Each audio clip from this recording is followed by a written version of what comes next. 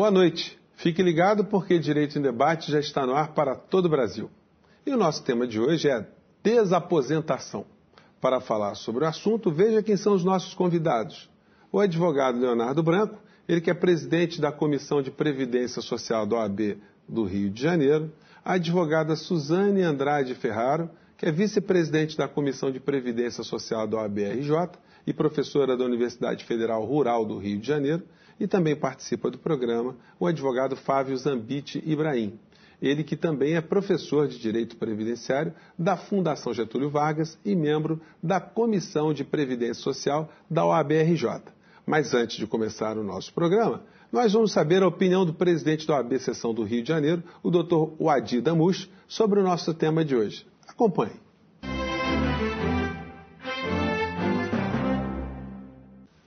Hoje, no nosso programa, vamos tratar de um assunto novo.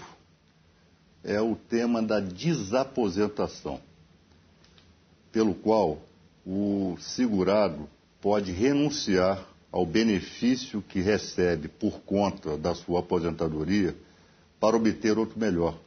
Ele volta a contribuir posteriormente e tem condições de receber um benefício melhor do que o anterior. O INSS não tem aceito essa prática, porque não está regulamentado, não está previsto em lei. Mas alguns aposentados têm obtido êxito no Poder Judiciário que reconhece ser algo perfeitamente cabível no nosso ordenamento jurídico. Mas maiores detalhes e um aprofundamento sobre esse tema é o que os nossos debatedores farão na noite de hoje. Bom, depois de termos visto aí a fala do Dr. Wadi Damush, eu queria repercutir aqui com o Dr. Fábio. Dr. Fábio, esse tema, a desaposentação, é um tema novo para todos nós, né? A ideia geral da desaposentação é o seguinte, é aquela situação em que um trabalhador, ele consegue seu benefício, ele se aposenta e continua trabalhando, o que é muito comum no Brasil e o que é possível. Hoje, pelo menos, nos últimos anos, é possível. Ao voltar a trabalhar, ele volta a contribuir, até porque a lei prevê isso expressamente, só que é uma contribuição que, a priori, não traz maiores vantagens para ele. E aí, anos depois, quando ele efetivamente ele se afasta da atividade remunerada, ele quer usar aquele novo tempo de contribuição que ele tem após a aposentadoria e, com isso, gerar um incremento no benefício que ele já recebe. Então, a ideia é ele abrir mão daquela aposentadoria que vinha recebendo para totalizar o seu tempo de contribuição pré e pós-aposentadoria e, naquele momento, conseguir um benefício mais vantajoso. Essa é a ideia. Bom, queria fazer uma pergunta aqui para o doutor Leonardo. Doutor Leonardo, a aposentadoria nesse sistema clássico que a gente conhece, ela desaparece? Não, ela não vai desaparecer. Na realidade, até o nosso presidente falou o termo de renúncia à aposentadoria, aposentação. Até eu, particularmente, não gosto desse tema. Na realidade, como o doutor Fábio colocou, ele se aposentou e teve a necessidade de permanecer trabalhando. Então, há uma contribuição onde não vai ter nenhuma retribuição desse valor que ele contribui. Então, porque anteriormente, até 94, você tinha o pecúlio. Esse valor é devolvido para o trabalhador. Tá? A partir de 94, não tem mais o pecúlio. Então, esse valor vai ser incrementado, vai também somar nesse cálculo de aposentadoria dele futura, quando ele parar de trabalhar. E o importante é que agora, com a regra nova, você tem o fator previdenciário. E o fator previdenciário, quanto mais tempo de contribuição e maior a idade, maior seria o valor do benefício dele. Então, vale a pena para ele continuar trabalhando, muitas vezes, e futuramente pedir uma nova aposentadoria com as novas regras. Não é bem uma renúncia. Na realidade, é um ato administrativo que houve aqui anteriormente. Esse ato cessa, é um ato jurídico perfeito, gerou os efeitos dele, e você pede uma nova aposentadoria posteriormente, quando cessar realmente as suas atividades. Pois é, doutora Suzane, há um tempo atrás era muito comum a gente ver lamento de pessoas, né? Dizendo, eu quero me aposentar, estou doido para me aposentar e tal. Qual a longevidade do brasileiro indo para mais tempo? Esse tipo de comportamento ainda existe? Ou é majoritário as pessoas que querem se aposentar? Na verdade, existe. Tanto que hoje existe uma nova regra justamente para tentar frear essa ansiedade que as pessoas têm de se aposentar logo quando completa o tempo, mas, no entanto, com a idade ainda longe, distante da média de expectativa de sobrevida. Então, em função disso, o governo federal criou o que a gente conhece, hoje é conhecido por a maioria da população, que é o fator previdenciário, que é justamente para tentar fazer com que as pessoas fiquem mais tempo trabalhando somente para depois pedir aposentadoria. Justamente por quê? Porque quanto mais cedo ele se aposenta, mais tempo ele vai ficar recebendo benefício. E isso gera um reflexo, né, no equilíbrio financeiro orçamentário das contas do governo federal. Mas, doutor Fábio, um dos argumentos que poderia ser usado dentro desse assunto é que isso acaba retirando o espaço de trabalho para as novas gerações. Sim. Qual a opinião do senhor? O que acontece, né? A aposentadoria por tempo de contribuição, como existe no Brasil, ela demanda como regra geral 35 anos para o homem, 30 mulher, independente de idade mínima. E aí é muito comum que o indivíduo lá na casa dos 50 e poucos anos atinja esses requisitos e se aposente. Uma idade que do ponto de vista previdenciário é baixa. Esse indivíduo ainda tem uma sobrevida muito grande. Esse benefício ele foi criado após a Segunda Guerra Mundial na Europa, justamente como forma de renovar o mercado de trabalho mais rapidamente. A principal razão de ser era essa. Mas era um contexto em que a expectativa de vida era baixa. Você tinha uma alta natalidade, as pessoas morriam mais cedo. Então, se aposentar precocemente era uma maneira que, na época, era viável para buscar o pleno emprego. Só que isso já nos anos 70 se mostrou um projeto suicida, não tinha como. As pessoas vivendo mais, a natalidade caindo, não teve como. E todos os países europeus, Estados Unidos, abandonaram esse procedimento e hoje tem um requisito etário mínimo para se aposentar. Porque não tem como. Você não tem como buscar a renovação do mercado, buscar um emprego, aposentando as pessoas mais cedo, porque a sociedade paga uma conta muito alta.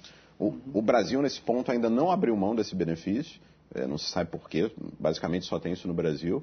E aí o que acontece? As pessoas se aposentam precocemente ainda no Brasil, na casa dos 50 anos, e por isso que a desaposentação cresceu muito, né? Porque todo mundo se aposenta com 50 e poucos anos e continua trabalhando. Você vê um país europeu médio, você tem que ter quase 70 anos para se aposentar. Aí o indivíduo, ele efetivamente se retira os seus aposentos, ele para de trabalhar. O Brasil não, continua trabalhando, contribuindo, e a desaposentação surge como um instrumento de amenizar essa contribuição pós-aposentadoria sem contraprestação. Só para acrescentar, como o Fábio falou da aposentadoria por tempo de contribuição, hoje, na verdade, isso em pesquisas já estão pacificadas, só existem 4 países do mundo que têm esse tipo de aposentadoria, que é o Brasil, o Irã, a Guatemala e a Grécia. Então, assim, essa coisa de se aposentar com uma idade de 50 anos, 55 anos, leva hoje uma expectativa de vida no Brasil, de sobrevida no Brasil, a gente tem, pelo último censo, 73 anos para o homem, 76 anos para a mulher. Significa que o sistema previdenciário vai levar em torno de 20 a 30 anos pagando benefício, que a nível de equilíbrio financeiro e atuarial no sistema, é uma coisa muito complicada os sistemas hoje suportarem esse número de anos muito longo. Bem, doutor Leonardo, a doutora Suzane, ela usou a expressão sobrevida, né? Eu queria que o senhor falasse um pouco dessa expressão. Eu queria fazer só uma observação, inclusive, na fala da Suzane e do Fábio. Na realidade, realmente só existem esses 4 países, como eles falaram. Só que nós temos que ver a nossa realidade, a realidade brasileira. Primeiro, foi incentivado a todos ingressar no mercado com idade pouca.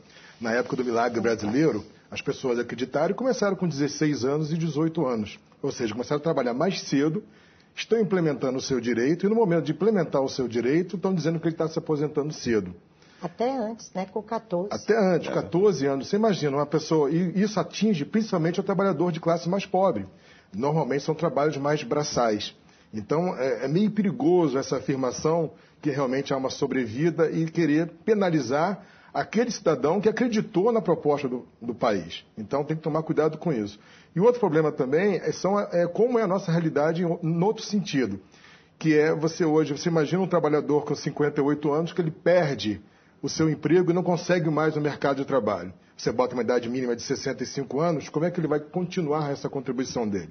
Então temos que tomar cuidado para não termos aí pessoas que pagaram a vida inteira e de repente não vão atingir a idade mínima para se aposentar e vão ficar sem nenhum seguro para aquilo que ele pagou a vida inteira. Eu queria passar agora uma pergunta para o doutor Fábio. Doutor Fábio, se fala há muitos anos no Brasil, sobre o rombo da Previdência Social. Eu queria que o senhor traçasse aqui, o senhor dissesse para a gente qual é o retrato da Previdência Social.